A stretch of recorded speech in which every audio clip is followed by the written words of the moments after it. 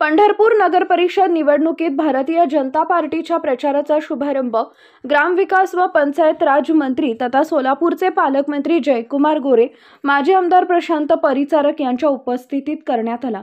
नगराध्यक्षपदाच्या उमेदवार श्यामल शिरसट सर्व उमेदवारांनी सुरुवातीला छत्रपती शिवाजी महाराज यांच्या पुतळ्याला पुष्पहार अर्पण करून अभिवादन केले।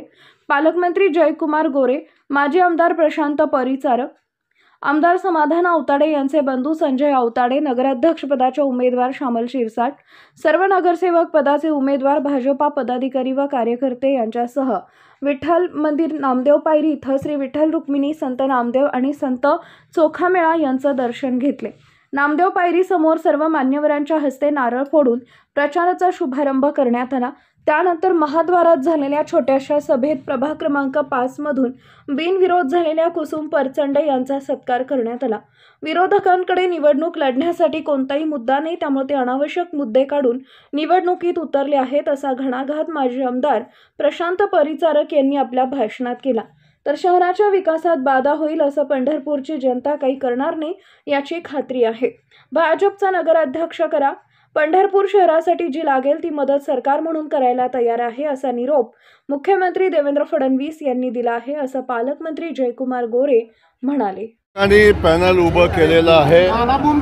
ही पांडुरंगाची नगरी आहे आणि या पांडुरंगाच्या नगरीमध्ये कोट्यावधी भाविक या शहरामध्ये येतात आणि आलेल्या प्रत्येक भाविकाचा सन्मान स्वागत हे शहर करत असतं। एवढा मोठा या ठिकाणी येणाऱ्या भाविकांचा एवढा मोठा शहराच्या व्यवस्थेवर ताण पडतो।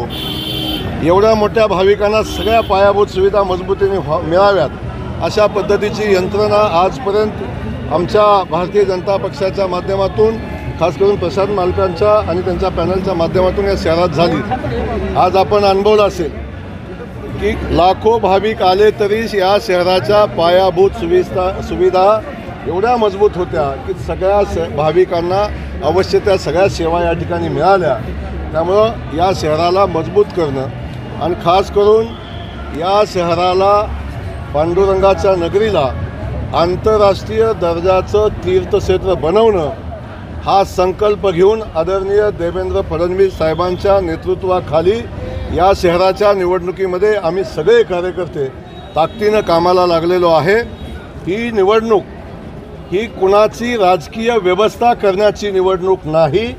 ही निवडणूक पंढरपूर शहराच्या, पांडुरंगाच्या नगरीच्या विकासाच्या दिशेनं जो कोणी घेऊन जाईल त्याच्यासोबत राहणारी ही निवडणूक आहे।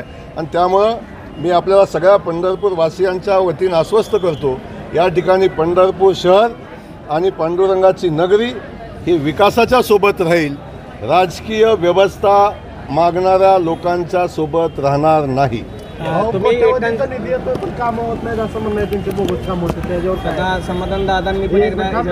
ज्या पद्धतीने आपण सांगोल्यामध्ये म्हणलं होतं की एवढा निधी देऊन काम झालं नाही, तशीच पंढरपूरची अवस्था आहे आणि वारकऱ्याला केंद्रबिंदू मानून विकास होतो, पंढरपूरच्या नागरिकांचा विचार केला जात नाही। यामध्ये प्रामुख्याने आपण पाहताय 25 वर्षापूर्वीचं पंढरपूर, 25 वर्षापूर्वीची चंद्रभागा, 25 वर्षापूर्वीचं हे शहर, या सगळ्या आपण गोष्टी पाहताय। शहराच्या चारी बाजूनं पालखी मार्ग तयार झाले, शहराच्या सगळ्या दळणवळणाची साधनं निर्माण झाली, शहरातले सगळे जवळजवळ रस्ते झालेले आपण सगळे बघताय। आज स्वच्छ सुंदर पंढरपूर आपण बघताय। एवढा मोठा पालखी आता एवढा मोठा आपण बघितला असेल की पंढरपूरमध्ये आषाढी वारी झाली। या वारीमध्ये अख्ख्या देशातल्या वारकऱ्यांनी वारीचं कौतुक केलं, या शहराच्या स्वच्छतेचं कौतुक केलं, ह्या व्यवस्थेचं कौतुक केलं। या सगळ्या व्यवस्था, पायाभूत सुविधा मजबूत असल्याशिवाय उभ्या राहत नाहीत। पण आपण बघितलं असेल चंद्रभागेमध्ये जे भाविक आले त्यांनी मनसोक्त चंद्रभागेचं दर्शन घेतलं आणि एक स्वच्छ सुंदर चंद्रभागा आपण सगळ्यांनी अनुभवली। त्यामुळं कोण विरोधक काय म्हणतंय याच्याकडं लक्ष न देता इथं येणारा वारकरी काय म्हणतोय, इथं येणारा भाविक काय म्हणतोय, शहराचा नागरिक काय म्हणतोय हे महत्त्वाचं आहे। आणि मी खात्रीनं सांगतो, वारकऱ्यांनी आम्हाला आशीर्वाद दिलेले आहेत। वारकऱ्यांच्या सोबत नागरिकांचे आशीर्वाद आमच्या सोबत आहेत, पांडुरंगाचा आशीर्वाद आमच्या सोबत आहे। त्यामुळं हे पॅनल 100% यशस्वी होईल. नागरिकांचा विषय तुम्ही म्हणताय इथं जो काय तुम्ही म्हणताय कॉरिडॉर अपरिहार आहे तुमच्या बोलण्यात तर येते कारण विकास करायचा आहे मात्र त्याची जी बाधित आहेत त्यांच्याशी चर्चा होत नाही. जिल्हाधिकारी म्हणतात कोर्टात जाता येणार नाही त्यांना साधी सभा सुद्धा घेता आली नाही इथं काही कारणास्तव. आपणाला मी सांगतो आजपर्यंत उज्जैनला विकास झाला, काशी विश्वेश्वराचा विकास झाला, आपण अयोध्येचं प्रभू श्रीरामाचं मंदिर बघितलं त्या ठिकाणी विकास झाला. या ठिकाणी सगळ्या ठिकाणी विकास होत असताना स्थानिकांना विश्वासात घेतल्याशिवाय त्या लोकांचं समाधान झाल्याशिवाय कुठलंही काम या ठिकाणी होणार नाही.